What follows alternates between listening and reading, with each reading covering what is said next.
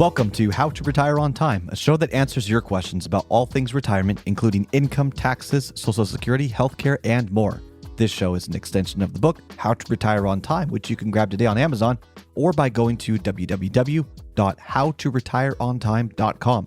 My name is Mike Decker. I'm the author of the book, How to Retire on Time, but I'm also a licensed financial advisor, insurance agent, and tax professional, which means when it comes to financial topics, we can pretty much discuss it all. Now, that said, please remember this is just a show. Everything you hear should be considered informational, as in not financial advice. If you want personalized financial advice, then request your wealth analysis from my team today by going to www.yourwealthanalysis.com. With me in the studio today is my colleague, Mr. David Franson. David, thanks for being here. Yes, thank you for having me.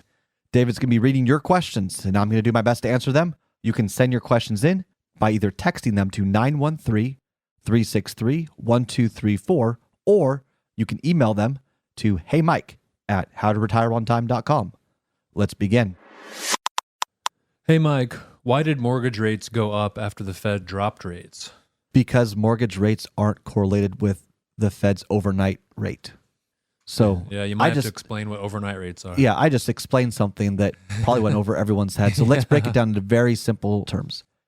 The Fed controls a rate at which banks or institutions can borrow from under a short-term period of time. Think of overnight lending, okay?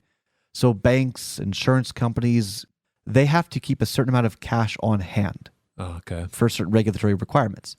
And so what they'll do is the Fed will lend them that at a certain level, and they have to pay it back. And that's kind of how a lot of the banking industry operates. I shouldn't say a lot of it. I mean, it's a core component, understanding how the Fed works with banks and institutions. It is a very complex thing to understand, but that's the basics of it, okay? Are you with me so far? I'm with you. The Treasury, which does not report to the Fed, and the Fed, which does not report to the Treasury manages the nation's debt, or the accounts, the balance sheets, the spending, all of that. And so when the Treasury says, hey, we need to issue more bonds or notes saying we need to borrow money and we'll pay it back later, bills, notes, bonds, that's what they are. They're debt instruments. Mm-hmm. So they'll issue, let's say a 30-year Treasury, for example.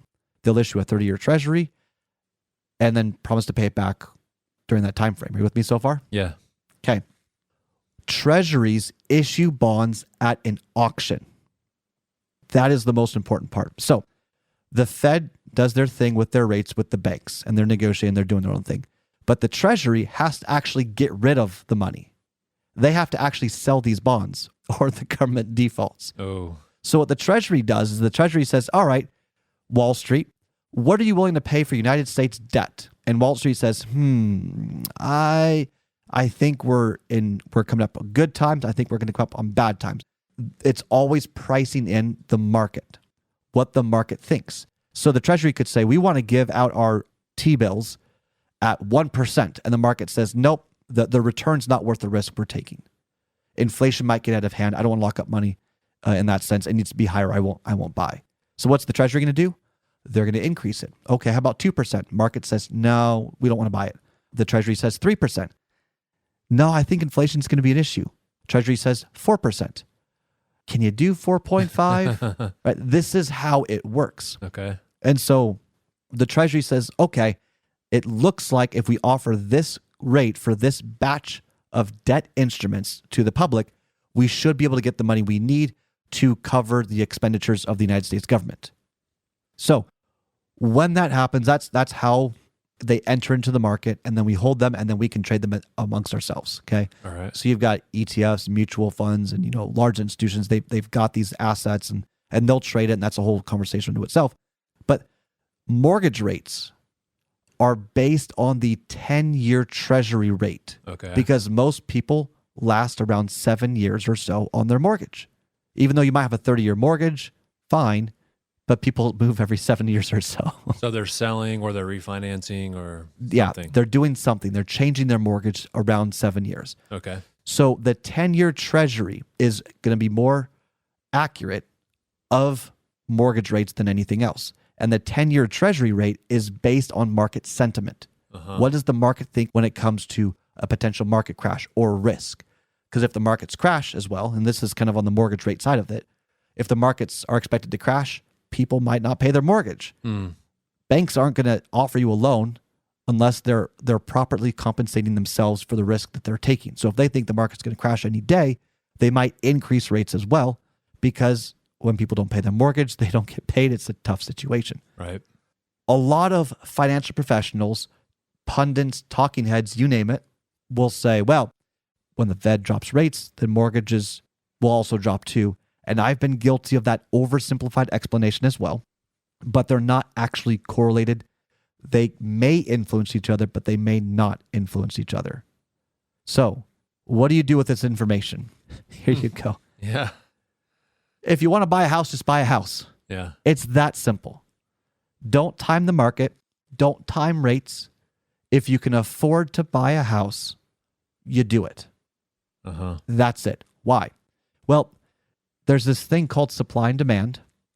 Okay? I've heard of it. You've heard of it. Yeah. Most people have. That says, hey, here is how much I can afford. Here's the house I could afford to buy. If mortgage rates were to drop, the house you were about to buy would go up in value because you could afford more money to borrow to buy that house. So if mortgage rates drop, the prices of homes increase. If mortgage rates increase, the price of homes typically will go down. Now, it's not an immediate situation, but it's its own independent thing. That's why the real estate market is its own uncorrelated market. It's not necessarily correlated to the bond market. It's not necessarily correlated to the stock market. It's not necessarily correlated to interest rates or the alternative market or all the other different markets. It's its own thing. It's still subject to the principles of economics, supply and demand, and you can't time it. So if the Fed does drop rates, the only thing we might notice if we have some like credit card debt. If the Fed drops rates drastically, it would have to mean that inflation or the markets are crashing and inflation's not an issue. If inflation's not an issue, then people would be more willing to buy treasuries like the 10-year treasury at a lower rate. If people are more likely willing to buy the treasury at a lower rate, then mortgage rates could go down. So there's a series of events that have to happen for mortgage rates to actually go down. And it's not like dominoes. There are several things that have to happen. And this is important, especially for retirees, because your home is typically your biggest asset, but you shouldn't put it in your portfolio because you need to live somewhere. Yeah. If you want to move, you're selling your house and moving to another house, and it will go up and down with the market as well. I mean, you could get really nitty gritty. If you're willing to wait for a couple of years, maybe you could time it, but that's not really timing it. That's just waiting until it makes sense for you. That's okay. There was a famous trader, T. Boone, I think was his name, who said something to the effect of, if you need a deal real bad, you're going to end up with a real bad deal. Yeah.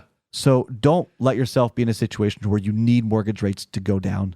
Plan your retirement, plan your lifestyle, plan what you need in the way that gives you flexibility, and then allow yourself the ability to change course or make adjustments along the way. You're listening to How to Retire on Time. That's all the time we've got for the show today. If you enjoyed the show, consider subscribing to it wherever you get your podcasts. Just search for How to Retire on Time. Discover if your portfolio is built to weather flat market cycles, or if you're missing tax minimization opportunities that you may not even know exist. Explore strategies that may be able to help you lower your overall risk while potentially increasing your overall growth and lifestyle flexibility. This is not your ordinary financial analysis.